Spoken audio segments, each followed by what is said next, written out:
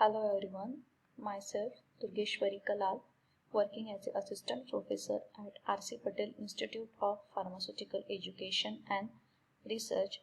Today I am going to submit the last video and last task of our international FDP on environment and sustainability organized by T.Y. Patel College of Engineering, Akurdi.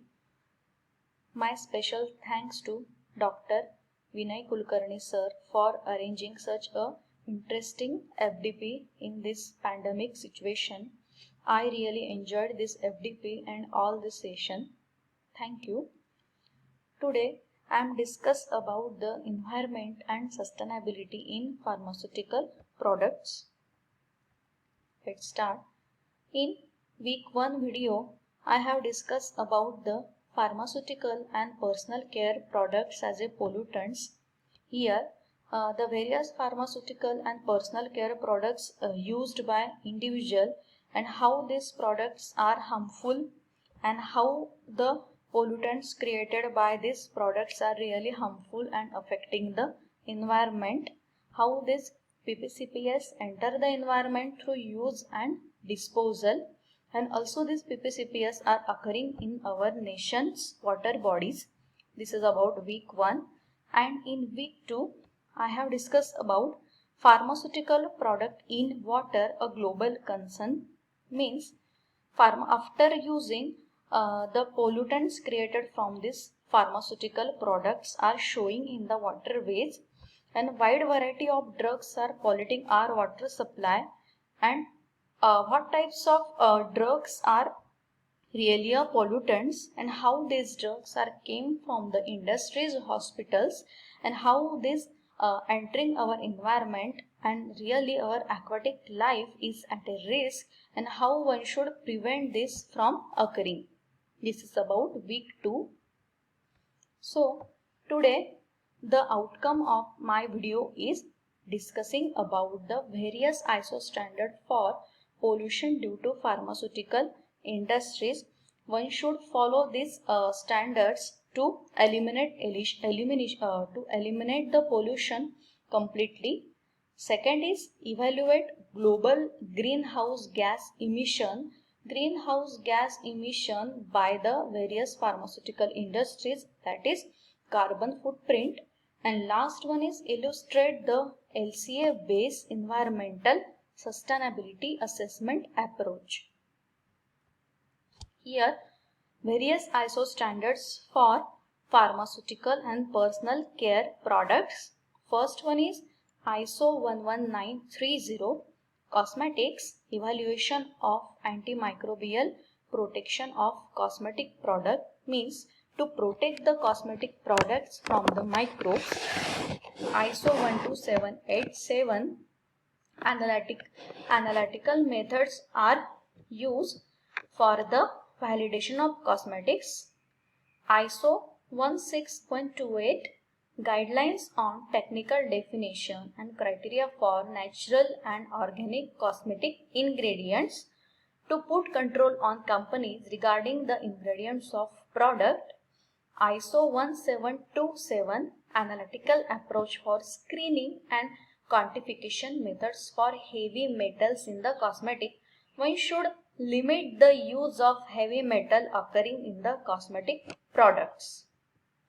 Then these are the ISO standards for the water quality, means how these pharmaceutical pollutants are occurring in our water bodies and how these pollutants are contaminating our water quality. First one is ISO 21676 determination of dissolved fraction of selected active pharmaceutical ingredients to maintain the water quality. Then ISO 7875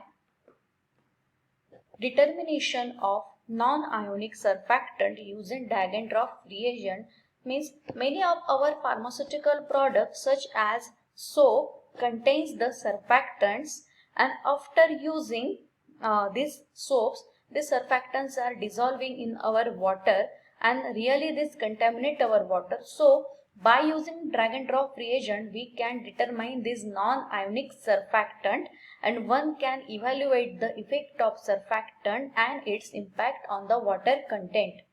Next one is ISO 8245 guidelines for determination of total organic carbon and dissolved organic carbon. How much of carbon is dissolving in our water, and again the determination of carbon content in the water.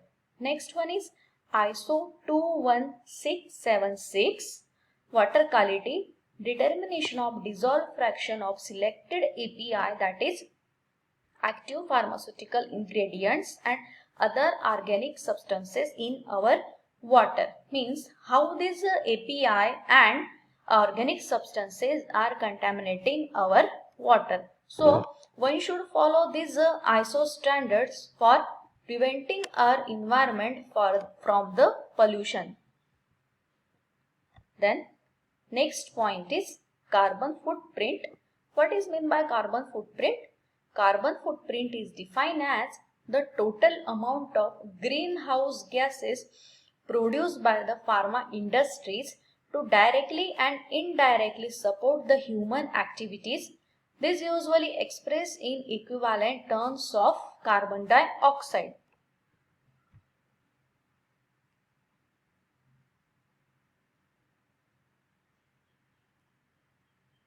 Harmful chemicals in and around chemical industries causes cancer, reproductive damage, breathing problems such as asthma, and birth defects such as well as other health problems such as headache, nausea, dizziness and stress. Chemical industries are also a major sources of gas that causes the global warming. Air pollution and climate change are two closely connected environmental concerns. The major source of global climate change is changes in the atmospheric composition. India is making swift progress in terms of economic development, but it has also caused change in air quality to reach a global scale. So, how these pharma industries are really responsible for this greenhouse gas emission. Here I have considered these three major greenhouse gas emitters. I have considered three industries, that is steam cracker, ammonia plant and adipic acid plant. The greenhouse gas, that is carbon dioxide emitted from these companies, is really harmful for our environment. Then global CO2 emissions from the industry, different industries, that is iron and steel, cement, petrochemicals, aluminium, paper and others. Here there is the CO2 emission from these major industries, and also a multi-pronged approach is needed. Cutting chemical industry emission could have a huge impact globally.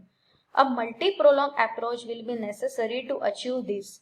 The benefits could spread far beyond the chemical sector. The chemical industry has a vital role to play in the climate discussion. On the one hand, chemical products are essential to many low-carbon technologies, including renewable energy, housing and mobility. Moreover, chemistry will be needed to develop resistant materials adapted to more severe weather conditions. On the other hand, chemical production is energy and CO2 intensive. This is why this sector is classified as hard to abate. Here there is total greenhouse gas emission due to chemical industry. Here there is graphical representation of greenhouse gas emission due to the chemical industries. Then here there is a scenario for global greenhouse gas emission. This greenhouse gas emission typically rises our temperature. Here I have given the graphical representation for rising of temperature due to the GHG emission. CO2 emission factor. Next point is CO2 emission factor. CO2 emission factors carbon footprint calculation requires detailed information about the pollution source. A useful property to know is the CO2 emission factor of the source. This factor expresses the mass of CO2 emitted for a given quantity of activity. Here there is a formula for CO2 emission factor. CO2 emission factor is equal to 1/4 of mass of CO2 emitted divided by the quantity of activity. Then here there are CO2 emission factors for the gaseous hydrocarbons and fossil fuels is expressed into the table for methane, ethane, propane, natural gas and flare gas. Here I have considered the CO2 emission from the ammonia production. ECO2 is equal to Ap into Fr into CCF into COF into 44 divided by 12 minus RCO2. Here ECO2 means emission of CO2 in kg. Ap means ammonia production, that is I have considered the case study for ammonia production in tons. Fr, that is fuel requirement per unit of output. CCF, that is carbon content factor of the fuel in kg per C divided by Gj. COF, that is carbon oxidation factor of the fuel, and RCO2, that is CO2 recovered for the downstream use. Calculating the carbon footprint is fundamental to understand how an organization activities impact global sustainability. The main challenge is how to calculate it when environmental aspects are intangible assets. Then last point of discussion is sustainability computation and standard. There can be many methods that may be practiced which may help in absorbing toxic metals and harmful emission around us without affecting the health. So here there are some physical methods which we can use to eliminate this emission, that is cyclone separator, fabric filter baghouse, limestone wet scrubbing system for flue gas desulfuration, electrostatic precipitator, oxidizer, overhead pneumatic cleansers and cloth filters. So we can use these physical methods to eliminate this emission. Here there is a life cycle management in pharmaceutical industry using an applicable and robust LCA based environmental sustainability assessment approach. Here there is a generic life cycle of pharmaceutical product, that is first step is raw material extraction, then production of basic chemicals. Here we have used the energy, that is electrical energy, in operating materials, that is oil.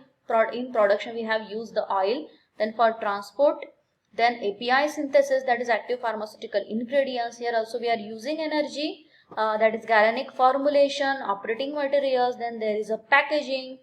Also here in case of raw materials we have used the wastewater treatment, that is waste treatment, exhaust gas treatment, wastewater treatment, etc. Then in last case distribution, use and disposal.